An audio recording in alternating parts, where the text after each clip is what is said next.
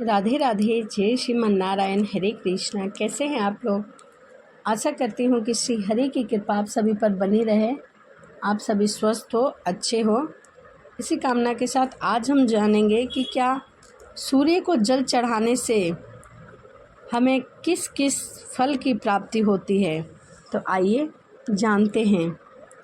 एक बार नारद जी भगवान भोलेनाथ के पास आते हैं और उनसे पूछने लगते हैं कि हे प्रभु, सूर्य को जल देने का क्या औचित्य है? सूर्य को जल क्यों दिया जाता है? सूर्य को जल देने के क्या फ़ायदे हैं तथा सूर्य को जल देने की सर्वोत्तम विधि क्या है, कौन सी है? तब भगवान भोलेनाथ नारद जी से कहते हैं कि हे देवर्षि नारद, आपने बहुत ही अच्छा समस्त मानव जाति के कल्याण हेतु उचित प्रश्न किया है। सूर्य देव की उपासना अत्यंत शुभ फलदायी है। प्रत्येक मनुष्य को सूर्य को जल अवश्य देना चाहिए। हे देवर्षि, मैं आपको एक अत्यंत पवित्र कथा सुनाता हूँ, जिससे आपकी दुविधा समाप्त हो जाएगी और आपके सभी प्रश्नों के उत्तर मिल जाएंगे। जो भी इस कथा का श्रवण करता है उसे 100 वर्षों तक सूर्य जल देने का फल प्राप्त होता है। इसीलिए इस कथा को ध्यान से और पूरा जरूर सुने।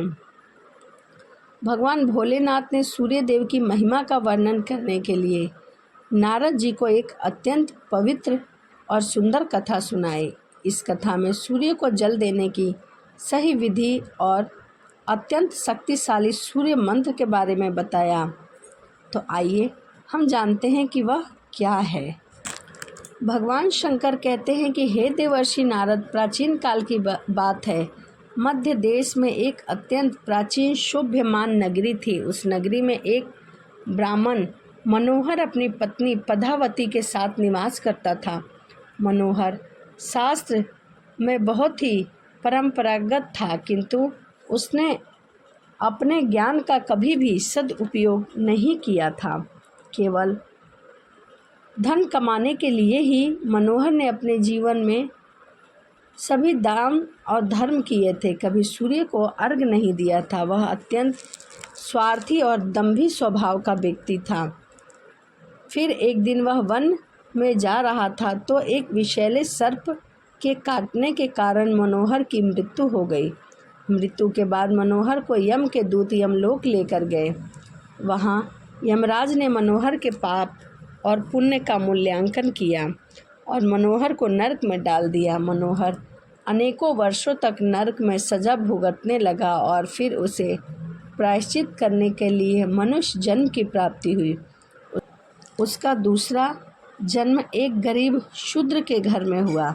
दूसरे जन्म में उससे अत्यंत दुख भोगना पड़ा। उसके बड़े होते ही उसके पिता ने उसका विवाह एक युवती से करवा दिया और फिर वह उस युवती के साथ वन में ही झोंपड़ी लगा के रहने लगा। विवाह के बाद अनेक वर्षों तक उस शूद्र की कोई संतान नहीं हुई, इसीलिए वह और भी दुखी रहने लगा। लेकिन इतने में ही उसके दुख समाप्त नहीं हुए। कुछ वर्षों के बाद देव योग से उसके शरीर में भयंकर रोग उत्पन्न हुआ। वह भयंकर रोग कोढ़ था। वह कोढ़ से पीड़ित हो गया। उसके शरीर पर अनगिनत जख्म हुए, जिनमें से पस निकलने लगा। वह कोढ़ी शूद्र अब कुछ काम भी नहीं कर सकता था और दिन भर घर पर ही पड़ा रहता था। उसकी पत्नी एक पतिव्रता नारी थी। उसने पति को कोढ़ होने के बाद भी उसका साथ नहीं छोड़ा और वह उसकी नित्य सेवा करती रहती थी। वह अपने पति को ही परमेश्वर मानकर उसकी पूजा करती, उसके लिए भोजन का प्रबंध करती, उसे स्नान कराती। वह शूद्र अनेक बार मन ही मन सोचता रहता कि न जाने किस जन्म के कारण मुझे यह रोग कोढ़ हुआ है। ऐसा सोचते हुए वह बहुत ही निराश और उदास रहने लगा। फिर एक दिन उसके द्वार पर एक साधु पधारे। उस कोढ़ी शूद्र की पत्नी ने उन साधु महात्मा की बहुत सेवा की, जिससे वह बहुत ही प्रसन्न हुए और उस साधु ने उस कोढ़ी की पवित्र पत्नी को वर मांगने के लिए कहा। तो उसकी पत्नी ने कहा, हे महात्मा, मेरे पति ही सर्वस्व हैं, वही मेरे स्वामी हैं। आपसे विनती है कि मेरे पति का रोग दूर करे और उन्हें पहले जैसा बना दे। इस पर उस साधु महात्मा ने कहा, हे देवी, यह रोग तुम्हारे पति को पिछले जन्म के कर्मों के कारण प्राप्त हुआ है। यह विधि का विधान है, मैं इसमें कोई हस्तक्षेप नहीं कर सकता। मनुष्य जो भी कर्म करता है उसे भोगना ही पड़ता है। ईश्वर मनुष्य को उसके पाप कर्मों का दंड अवश्य देता है, कोई भी इसमें चूक नहीं होता। किंतु मैं तुम्हें इसका उपाय अवश्य बता सकता हूँ। इस रोग से बचने के लिए केवल एक ही उपाय है। तुम अपने पति को लेकर सूर्य देव की शरण में जाओ और सूर्य देव की नित्य उपासना करो। सूर्य देव की कृपा से तुम्हारे पति का कोढ़ अवश्य ठीक हो जाएगा और उसे कामदेव के समान रूप प्राप्त होगा। फिर उस साधु महात्मा ने उस स्त्री को सूर्य देव की उपासना की विधि बताई। उस विधि को जानकर उस कोढ़ी की पत्नी ने अपने पति के साथ मिलकर पूरी निष्ठा और श्रद्धा से सूर्य की उपासना की। सूर्य को जल दिया और देखते ही देखते कुछ ही दिनों में उसका पति पूरी तरह से ठीक हो गया। उसका कोढ़ पूरी तरह से ठीक हो गया और सूर्यदेव की कृपा से उसे सुंदर काया और बलवान शरीर की प्राप्ति हुई। धन की भी प्राप्ति हुई। अब वह कोढ़ी शुद्ध बहुत धनवान बन गया। हे नारद, अब मैं तुम्हें सूर्यदेव की प्रशंसा करने की विधि और मंत्र के बारे में बताता हूँ, जिसे जपने से मनुष्य के सभी रोग नष्ट हो जाते हैं तथा उसे उत्तम स्वास्थ्य और सुख समृद्धि की प्राप्ति होती है। महादेव कहने लगते हैं कि हे नारद, रोज सूर्य देव को जल चढ़ाना एक ऐसा नियम है जो मनुष्य के जीवन में बहुत ही बदलाव ला सकता है। सूर्य शक्ति इतनी अलौकिक है कि इसके बिना यह पूरी धरती तहस नहस हो सकती है।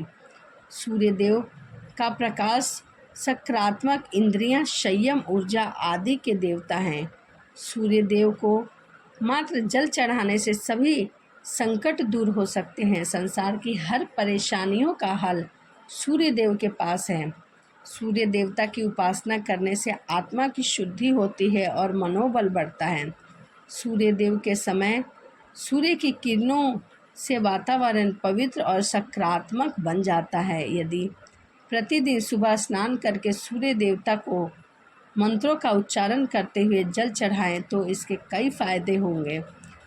कुंडली में अन्य ग्रहों की तरह ही सूर्य के शुभ और अशुभ स्थिति में होने से जीवन भर भी इसका शुभ या अशुभ प्रभाव पड़ता है। कुंडली में सूर्य यदि शुभ स्थिति में होता है तो हमें समाज में भरपूर मान सम्मान, यश और प्रसिद्धि मिलती है। वहीं कुंडली में सूर्य अशुभ स्थिति में होता है तो इसके विपरीत परिणाम मिलते हैं। इसीलिए कुंडली में यदि सूर्य की स्थिति मजबूत करनी है तो सूर्य को जल अवश्य दे। जिन्हें पानी में गुड़ और लाल चंदन डालकर सूर्य को जल देना अति शुभ माना गया है, किंतु सूर्य को जल देते समय बहुत से लोग बहुत सारी गलतियां कर बैठते हैं। सूर्य को जल देते समय महत्वपूर्ण नियमों का हमें पालन करना चाहिए। गलत तरीके से सूर्य को जल नहीं देना चाहिए, सूर्य देव का अपमान होता है, अन्यथा मनुष्य को कई कष्टों का सामना करना पड़ सकता है। साथ ही केवल सूर्य को जल देने से फल की ही प्राप्ति नहीं होती। सूर्य को जल देते समय विधि का भी पालन करते हुए सूर्य देव के मंत्रों का जाप अवश्य करना चाहिए, तभी सूर्य को जल देने का फल मनुष्य को प्राप्त होता है। शास्त्रों के अनुसार सूर्य देव क्रोधित होने पर मनुष्य की बुद्धि का नष्ट हो जाता है, उसे चारों ओर से अपमान का सामना करना पड़ता है।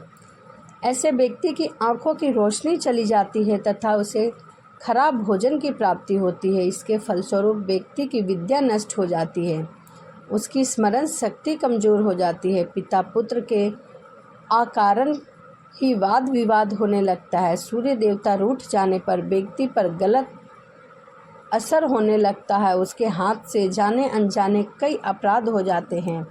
इसीलिए व्यक्ति को अनिष्ट कार्य करके सूर्य देव को रुष्ट नहीं करना चाहिए। सबसे पहले मैं तुम्हें सूर्य को अर्घ्य यानी कि जल देने का अर्थ बताता हूँ। सूर्य को अर्घ्य देने से तात्पर्य यह है कि सूर्य देवता की भक्ति भाव से जल अर्पण करना। यह जल दोनों हाथों की ओंजल बनाकर या तांबे के पात्र में शुद्ध जल भरकर उसे सूर्य देवता को समर्पित करें। लेकिन ध्यान रहे कि यदि हाथों की अंजुल बनाकर सूर्य देवता को अर्घ दे रहे हैं तो हाथों की तर्जनी और अंगूठे को एक दूसरे से जोड़कर ना रखें, यानी कि एक दूसरे का स्पर्श ना होने दे। दोनों हाथों के अंगूठे को फैलाकर रखें। यदि हम तर्जनी और अंगूठे को जोड़कर रखते हैं तो यह राक्षसी मुद्रा बन जाती है और इस मुद्रा में सूर्य अर्घ देना अशुभ माना गया है। यदि पात्र में जल भरकर सूर्य देवता को अर्घ दे रहे हैं तो भी उस पात्र को दोनों हाथों के अंगूठे का स्पर्श ना हो, इसका ध्यान रखें। अर्घ देते समय अपने दोनों हाथों को ऊपर उठाकर पात्र को पकड़े और सिर झुकाकर सूर्य देवता को हमेशा अर्घ दे। सूर्य देव के समय हमें हमेशा अर्घ इसी प्रकार देना चाहिए। उगते हुए सूर्य की उपासना करना हमेशा शुभ माना जाता है। सूर्य उदय के 2 घंटे बाद अर्घ देने का कोई भी औचित्य नहीं होता। यदि किसी कारणवश आप सूर्य उदय के समय अर्घ न दे सके तो 3 बार अर्घ देने के बजाय 4 बार अर्घ दे और सूर्य देवता से क्षमा मांग ले, इससे दोष कम हो जाता है। सूर्य को जल तांबे के पात्र में ही देना चाहिए।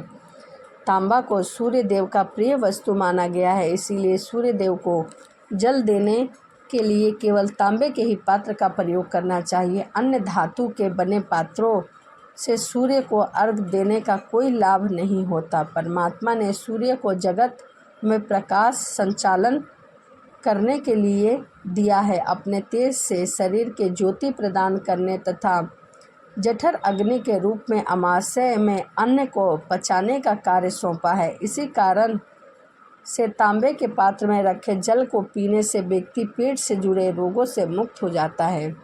उस तांबे के पात्र में गंगा जल या पवित्र नदियों का जल भरे। यदि ऐसा संभव ना हो तो शुद्ध जल का प्रयोग करें। मात्र जल में कभी भी अर्घ नहीं देना चाहिए।